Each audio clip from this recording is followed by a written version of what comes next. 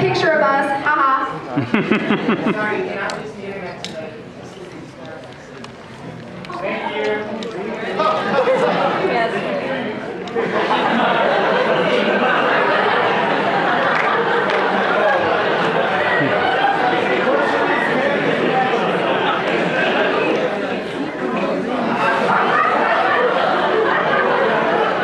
You can put it like that.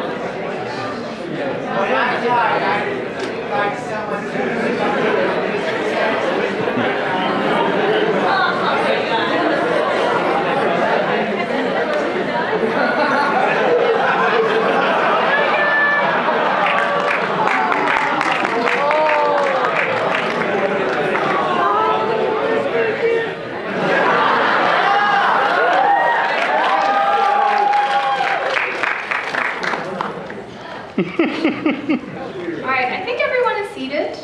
I don't know how I'm going to follow up all the awesome slides. This topic is actually it's very interesting and very, it can get kind of deep, so I apologize if there are not going to be that many laughs. But thank you all so much for coming. I hope you found yourself at the right panel, the one you wanted to go to, which is Sociology of Cosplay. For those of you who don't know me, my name is Yaya, and I've been a cosplayer for the past 13 years. I actually started at Anime Expo 1999. That was my first convention. And I went and totally hooked and was like, that's it, I'm changing my life, cosplay forever. So yeah, I mean, over the years, I've made a lot of costumes, I've gone to a lot of events, I've had a lot of experiences online, in person, during photo shoots. I mean, just you name it, I've done it. So a few years ago, I decided to make this panel because I thought, while there's so many panels about craftsmanship, performance, you know, all kinds of cosplay aspects, there really isn't something like to summarize the very unique social structure that's behind cosplay. And from the first time I did the panel, I realized how many people are really interested in that. It seems like we all kind of long to find out, like, what draws us to do this, you know, to dress up on the weekends and spend a ton of money on these costumes and be in pain and hot and wearing wigs. I mean, just crazy stuff. So I have a PowerPoint. It's filled mainly with pictures of myself. I apologize. only because I have rights to all my own pictures, and I have a high variety of pictures. But if I do this panel again, I will try to get permission from other cosplayers and photographers to post their pictures. So, all right, introduction is why do we cosplay? I always like to start off. Show of hands. Who in this room cosplays? That's a great number. I would like to see every hand up next year. How about that? Okay? Because I hope that by the end of this panel, you're all going to want to cosplay.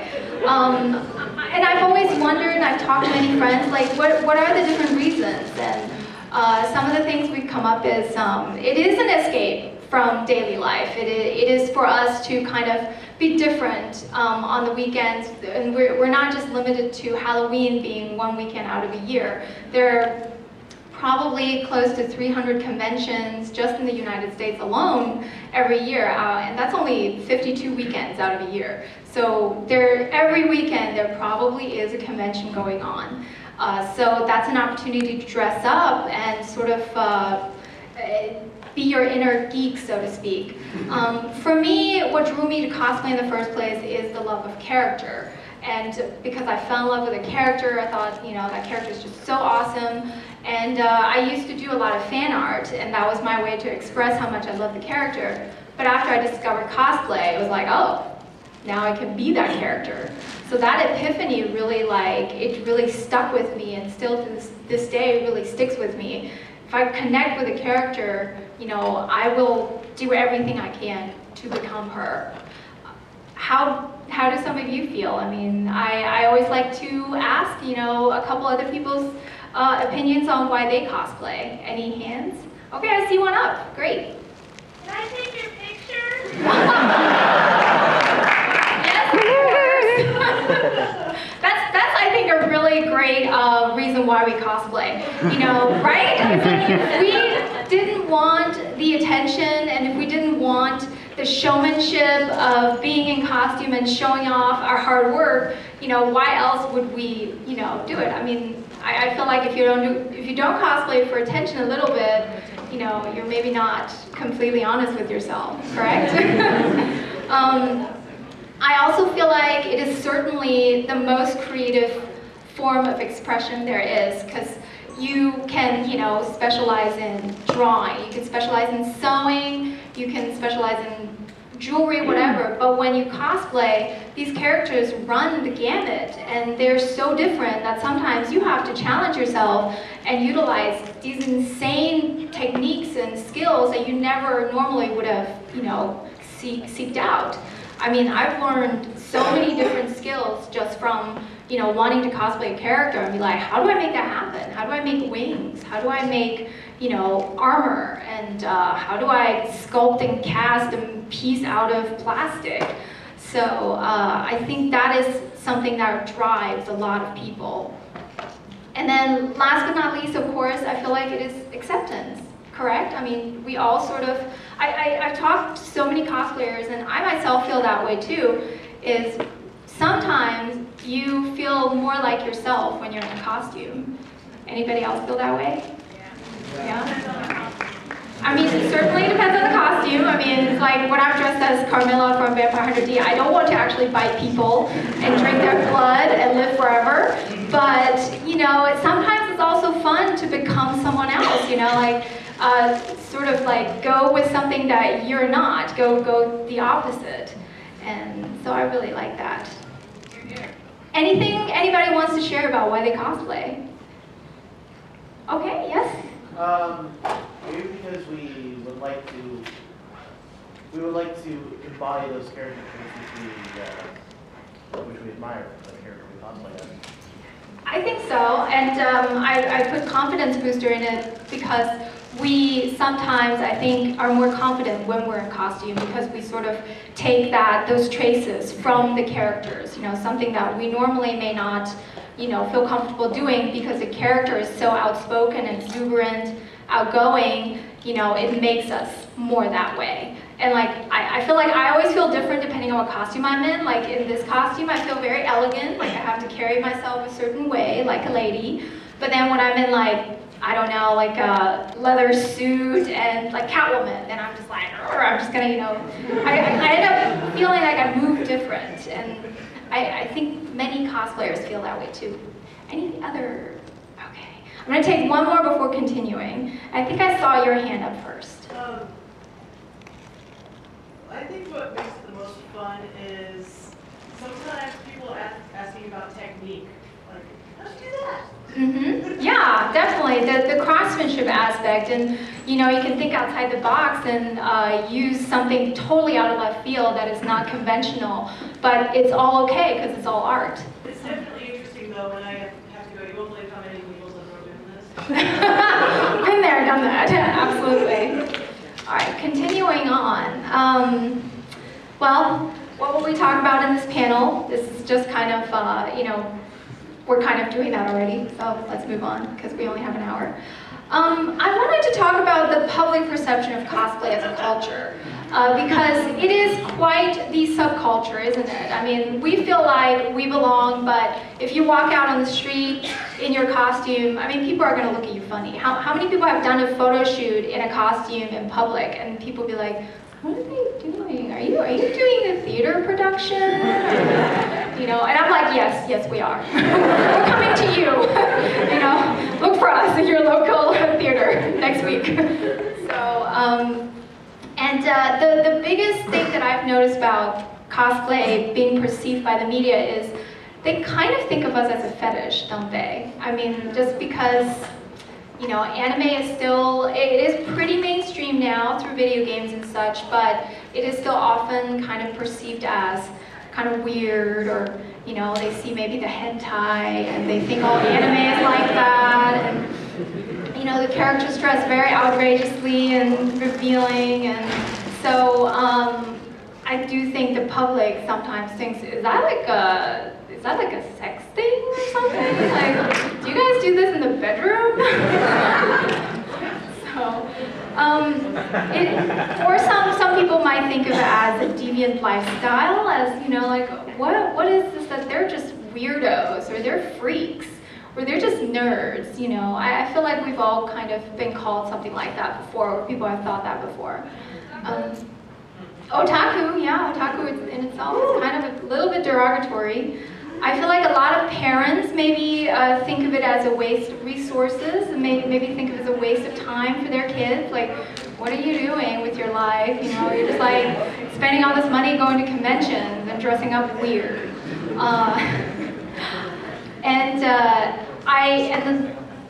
In the recent couple of years, I've noticed that the media has sort of started sensationalizing cosplayers, meaning using cute girls in sexy costumes to sort of drive traffic to their websites. Have you guys noticed that too? I mean, yeah. I feel like, you know, and then like I will see myself posted in a costume that I worked pretty hard on, right underneath a lingerie model from, like, you know, I don't know, like Avenue's catalog of Halloween costumes. I'm like, okay, that may be a little bit different there, you know, it's like, that is something I've definitely noticed in the recent years. Anything anybody wants to add, any experiences? I will be asking all of you to participate, just so you know, so start getting those hands up, and, you know. All right, I see a hand in the middle, lady in, yep. My mom, when I started liking anime and starting to come to anime, so my mom was totally confused on what it was. She thought it was Satan worship. Mom thought it was Satan worship. Yeah, I mean, we dress up as witches, we dress up as demons, vampires, you know, we do.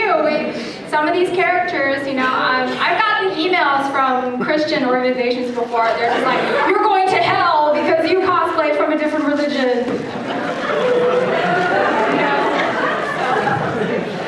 I see more hands up. Yes? I just want to say that there are some parents out there, in the defense of parents for understanding, my mom, when I got into Gothic Alita, was like, I'm going to make you a dress. She made me a dress, and it's the best Alita dress I've ever seen. So that's awesome!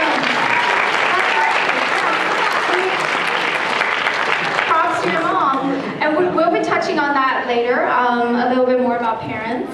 All right, one more hand, and then we will continue to the next slide. Yes, with the pretty wig and the flowers. Especially dressed as Cherry and from the studio together. Oh, very cool. Oh my god.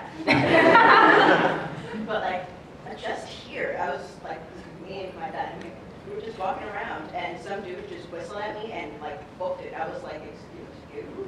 Oh yes, yep. I have a slide on sexy costumes, so that's coming up. I wanted to really quickly talk about different types of cosplayers.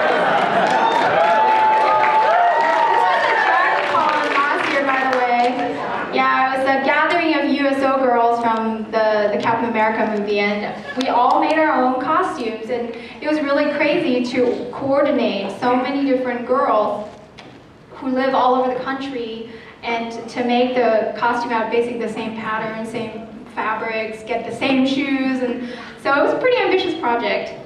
So it's pretty much all there, so I'm just going to touch on it real quick. There are many different types of cosplayers, and that's what I always like to say when people just kind of group cosplayers together as a whole and say, you're all this way, or you must all be like this. I'm like, no, they're the casual cosplayers who just, you know, dress up maybe on Halloween and maybe their local convention once a year, and they don't have to make their own costumes. They just kind of either purchase them or have them made or have, you know, their parents help them make them, and they just enjoy dressing up.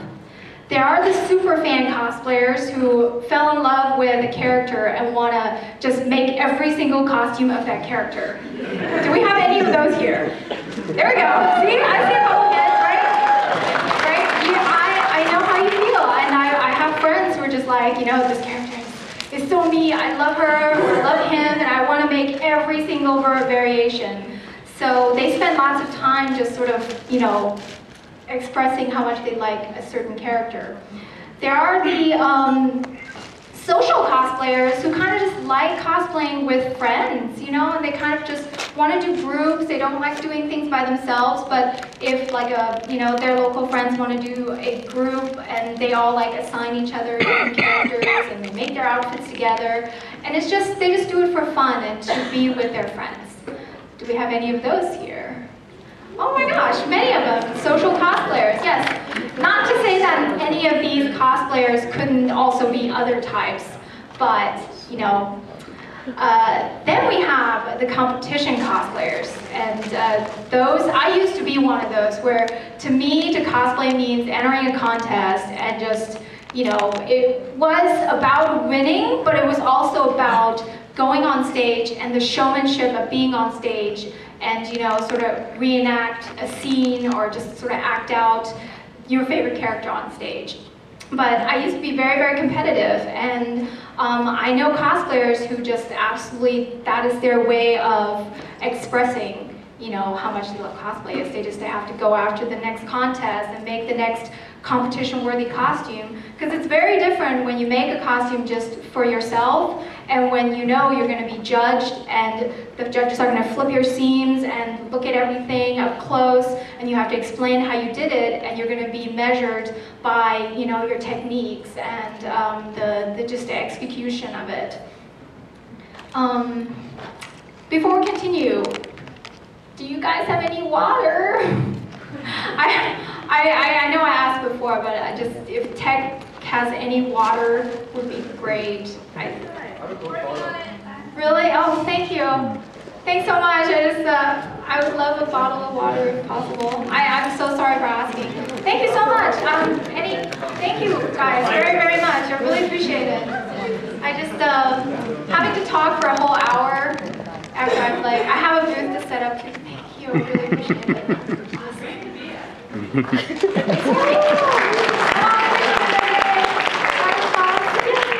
Generously donating her water.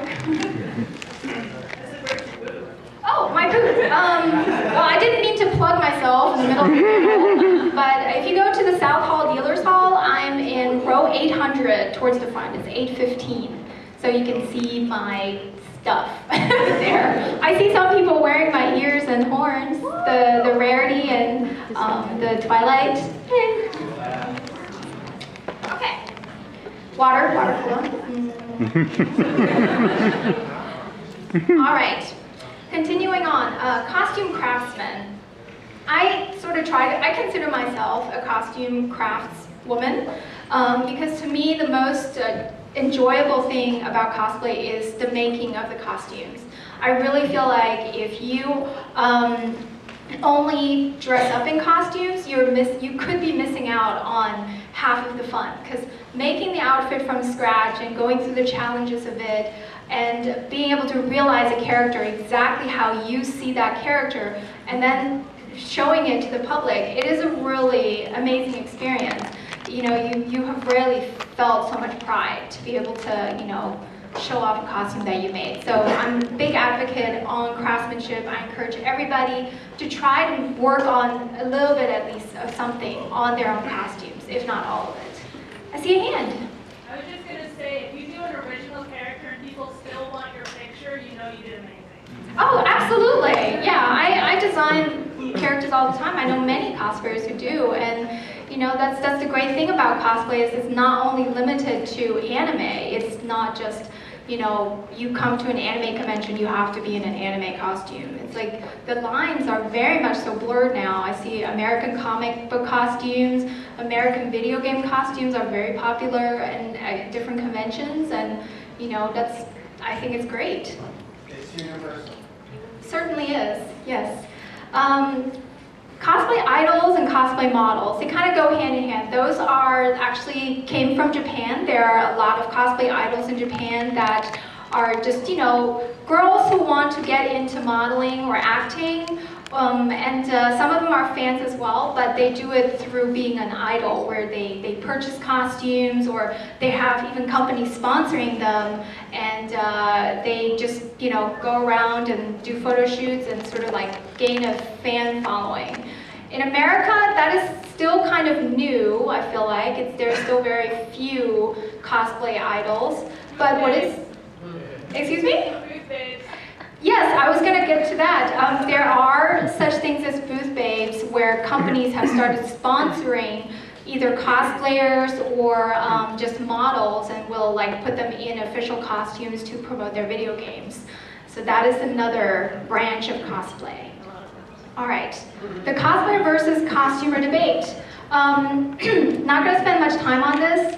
Cosplayer, many people say you have to be from a Japanese origin source. It has to be a Japanese manga, or at least a Korean manga, or something, you know, from Asia. And then if you're a costumer, then you have to do only Western, you know. But then, like, you look at Avatar, and you're like, it's basically anime, you know. So, like, what is going on? It's like, so the gist of it is that a costumer and a cosplayer, they're one and the same thing, you know. So just some people prefer to call themselves cosplayer.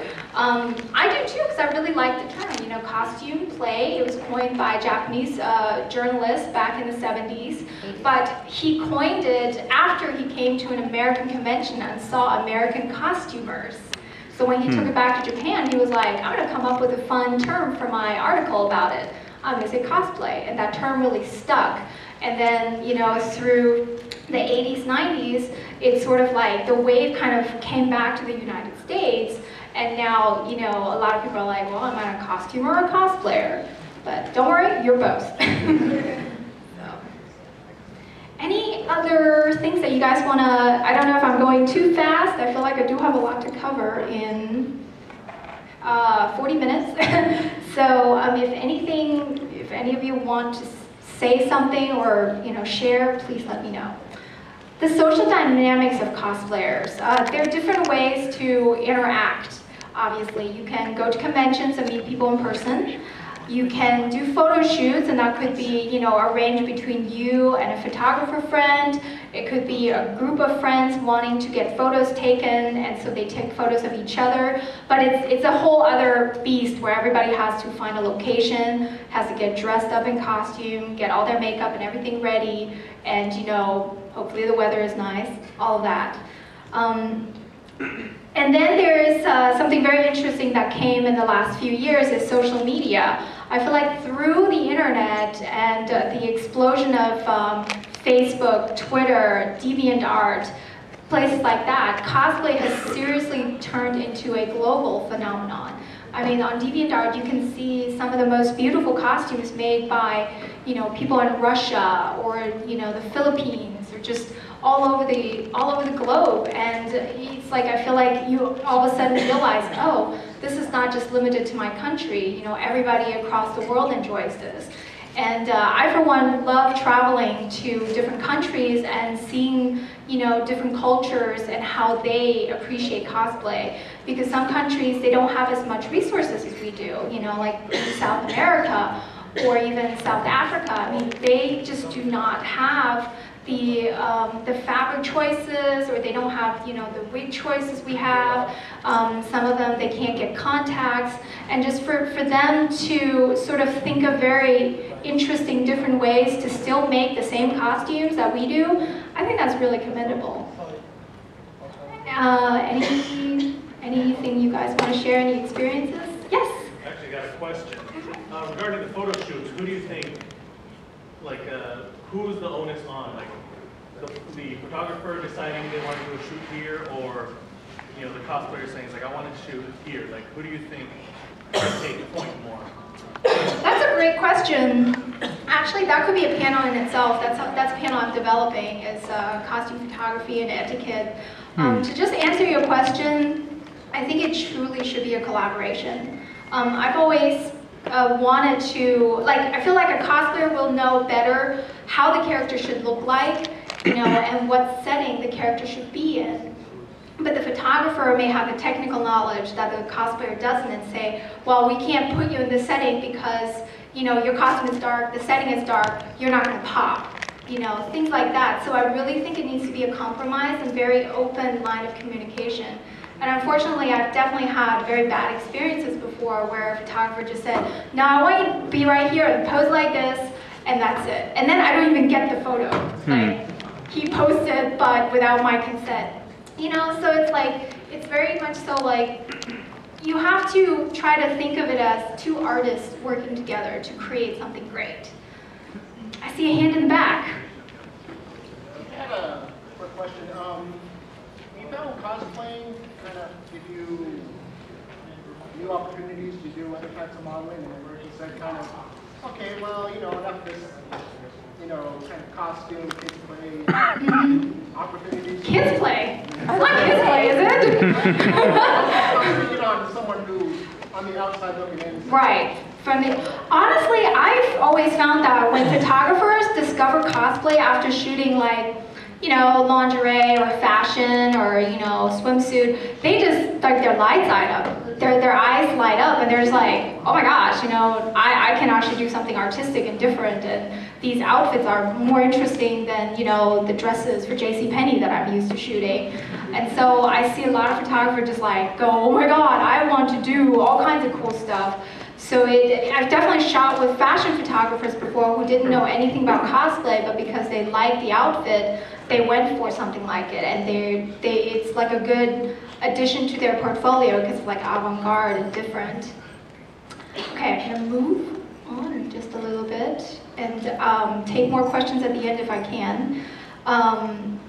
Let's see, cosplay and etiquette. So while we're over there, being respectful of other cosplayers, that certainly is easier in person than online. I feel like in person, like the amount of bad experiences we may have had with other cosplayers is very limited. You know, it could be just a, you know, a glance like, her costume is better than mine. Or it could just be like maybe a slight remark to their own friends. But in general, I always thought that conventions are very positive. Cosplayers are very, you know, respectful of each other. They're very complimentary of each other because I feel like we know what it's like to go through this. However, online is a totally different spiel, isn't it? Like, how many of us have been trolled online and bullied online? That's actually not too bad. Really? Really? That's it? Man, you guys are very lucky. Certainly, yeah, because there are definitely, there have been a lot of incidences, not just with me, but with friends and with, you know, other cosplayers I respect, where, you know, people will just be completely like ripping them to shreds for no reason whatsoever. And, you know, and I'm always like, hey, if you don't have something nice to say, don't say anything. And a lot of times when people post things on DeviantArt, even though you can write a whole novel about how you made the costume, what were the circumstances when you made the costume, maybe something went wrong and you could not get the proper shoes, so you had to make do with something else. Even if you list everything, people don't read online. They just like look at the picture, see something that they feel like is not accurate, and then they'll just, it's very easy to type in that comment box, oh, your shoes are totally inaccurate, therefore your costume fails. You know? And it's just, I'm just like, please read. It's like, it's on there. I'm explaining what's going on, you know? And I really, really feel like, you know, we all need to try to support each other as cosplayers, because we don't know what each other's situations are. Like, budget has a lot to do with costumes, time.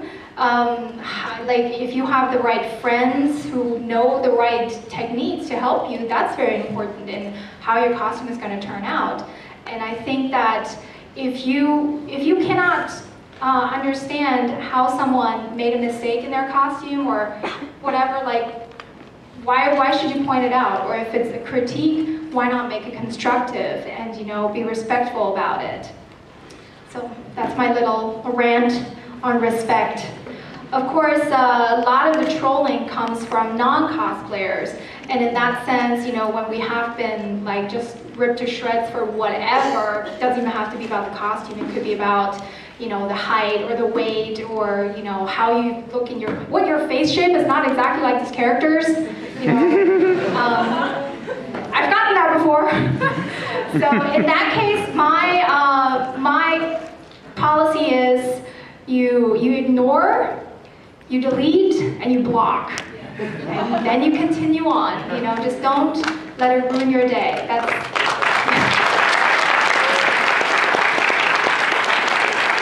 Sometimes it can dampen your day, but I'm like, I'll be damned if this ruins my day. No, it's like, delete it, moving on.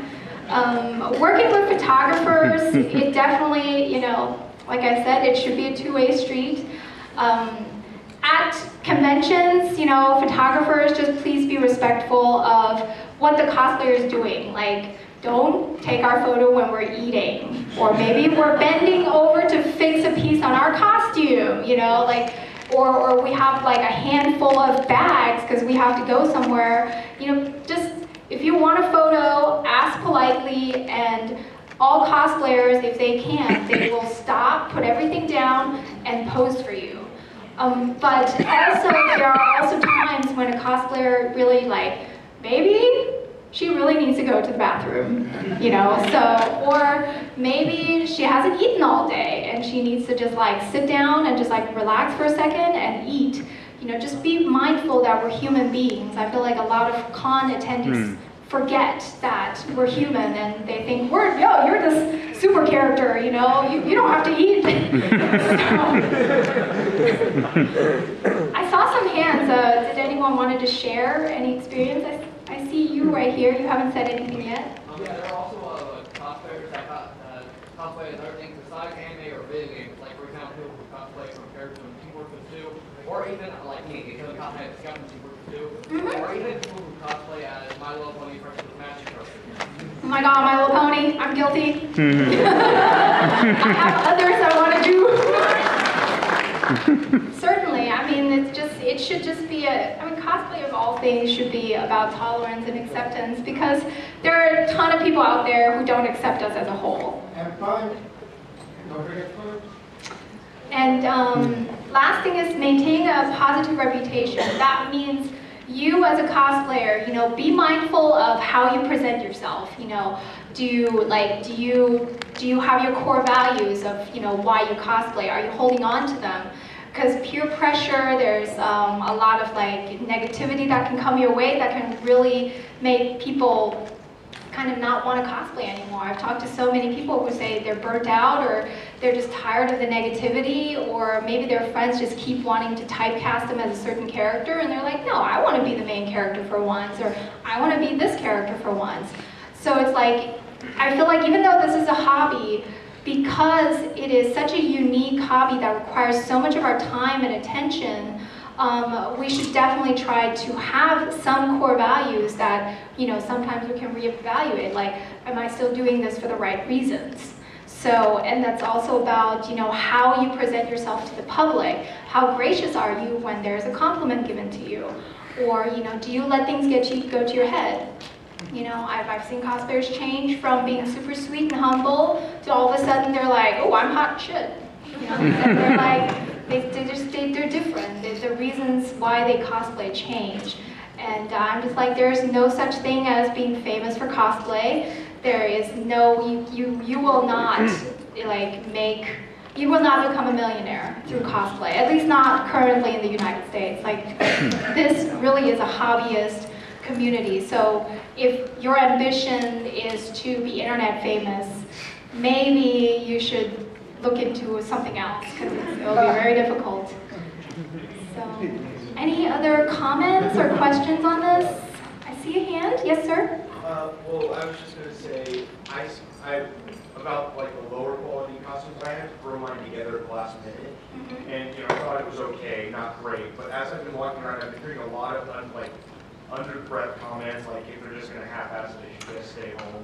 See, that's what I'm talking about, exactly. Like, they don't know what circumstances you had leading up to this convention, what your budget was, what your time frame was, and it's like, it might be just something where it might not be the perfect costume, but you want to feel like you're dressed up, and you want to belong just like everyone else. So, I mean, it's just, thank you for bringing that up, certainly. Actually, my family goes with this comment. Mm-hmm.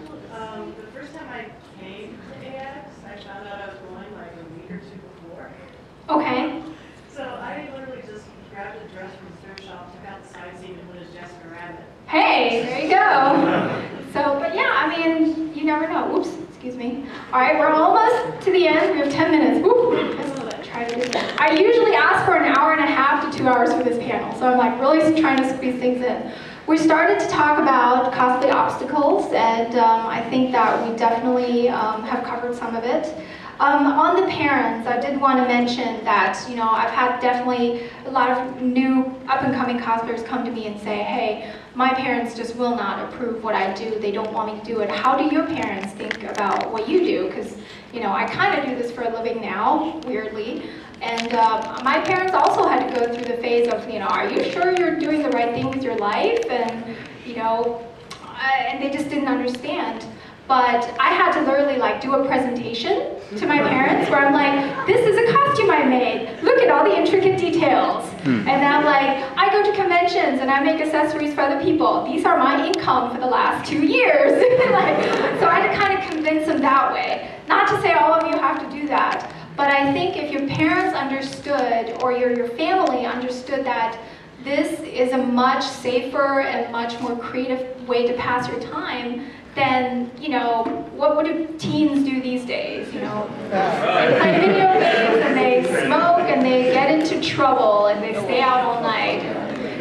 So just try to be like, Mom, I could be out drinking underage, but it's like, your kid is at home. Your kid is, making a costume that is creative and might actually inspire them to pursue art as a career, or I've known people who go into fashion design through cosplay or even costume design, and they go to Hollywood, and just like really exciting things can happen. So I think that as parents we should definitely support our children when it comes to the creative arts. So I'm a big believer in that. Yeah. All right.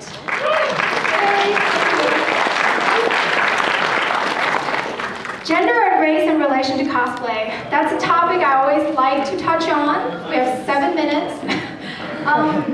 I am Chinese, and I have cosplayed all kinds of characters. They could be Asian or they could not be. And every time I wear an American comic book character like Scarlet Witch, Catwoman, Black Cat, I will inadvertently get a comment that says, oh, that's Asian Catwoman, doesn't work for me. Or you're not accurate because you're Asian. I'm like, I can't change my race, What about like here we're doing Spice Girls and I'm dressed as Ginger, who's very British. But I was like, what? Ginger is fun. I like the Union Jacket dress. I'm going to do it with my friends. The girl in the middle, her name is T, so she goes by Bliku in cosplay. She is a really awesome cosplayer, and obviously she's African American, but she has done a ton of costumes that are, of Caucasian characters. She's done Riku, Psylocke, or Psylocke is Asian. She's done, just you name it. And I feel like the amount of flack she must be getting is pretty, you know, astounding. She's talked to me about it, where people are just like, no, you're not the right skin tone. And so I want to reiterate that cosplay is for everybody, and it just shouldn't matter what skin tone we are, and for that matter, it shouldn't matter what size we are, or what, you know, what freaking height we are. It should be something everyone should enjoy. Obviously, if someone sees a character that fits their body type or fits their height, and they can, you know, more accurately depict that character, that is a lot of fun. But to me, sometimes it's very, it's actually a challenge to go for a character who is not my body type, and then I have to do things to make myself that body type. And I'm doing a Jessica Rabbit myself later on this year, and nobody has that body, you know. So I have to devise a system to, you know, create the body shape. And, you know, I'm not a redhead and I'm not Caucasian, but it's like, I'm gonna do it. Who cares?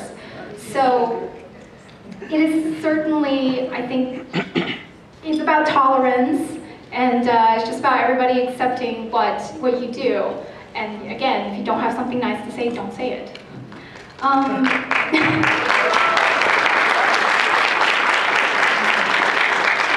The thing about genders is there is a double standard between males cosplaying as female characters and females cosplaying as male characters, right? I mean, there's like, girls can get away with so much more. But if a guy wants to dress as a female character, oh my goodness, then he better, you know. And it is challenging, but I feel like it's, in that sense, it all depends on how important that character is to you. You know, if you really love her and you're a guy, then you may consider waxing. You may consider wearing. No, seriously, I know guys who will like wax, and they will, you know, wear like a corset underneath to make to pull in their waist and things like that. And I mean, I think that's really commendable, and I think it's no different than me trying to get the silhouette of a character right, you know, even if she is female. It's like, to cosplay really is about getting the silhouette and the shape of a character down.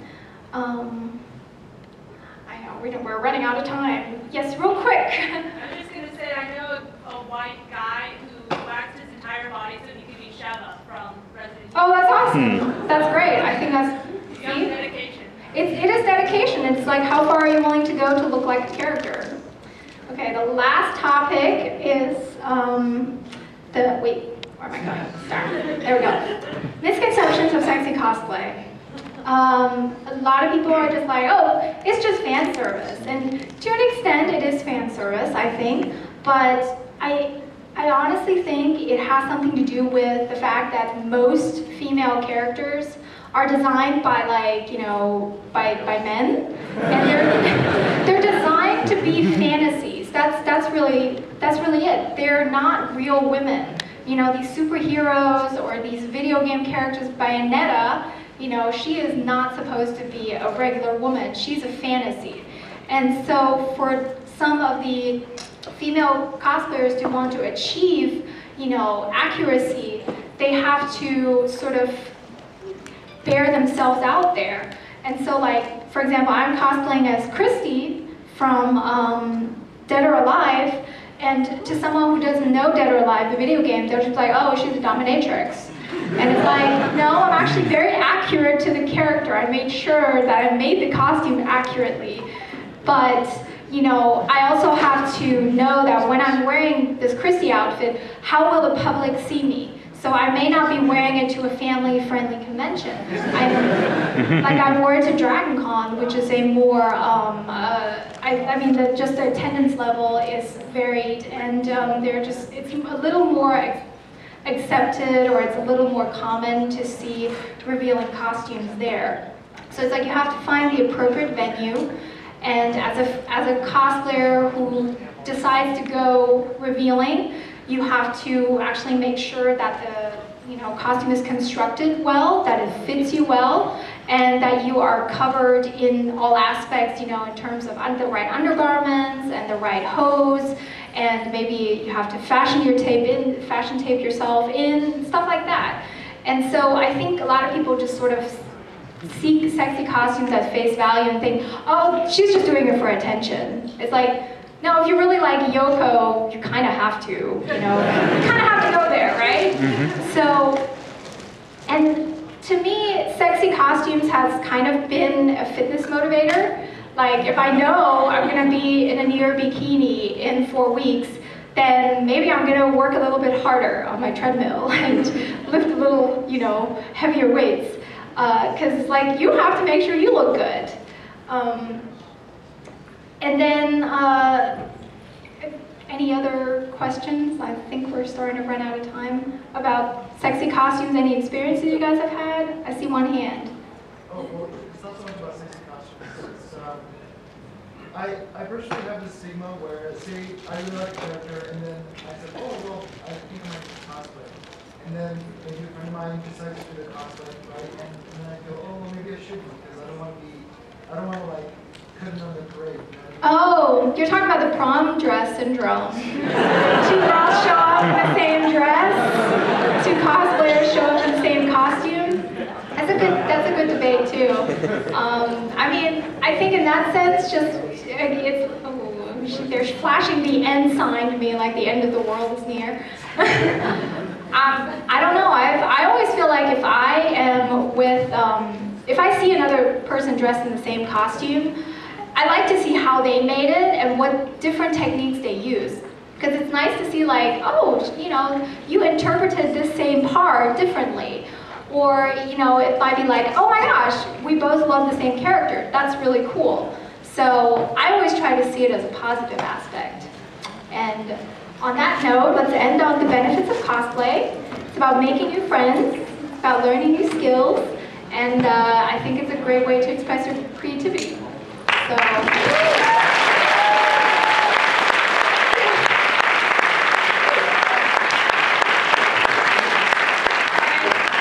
usually have room for questions, but this time I don't. I really hope you guys enjoyed the panel. I feel like, I rushed it a little bit. If you want to see me do this again next year, tell Anime Expo to give me like an extra half an hour.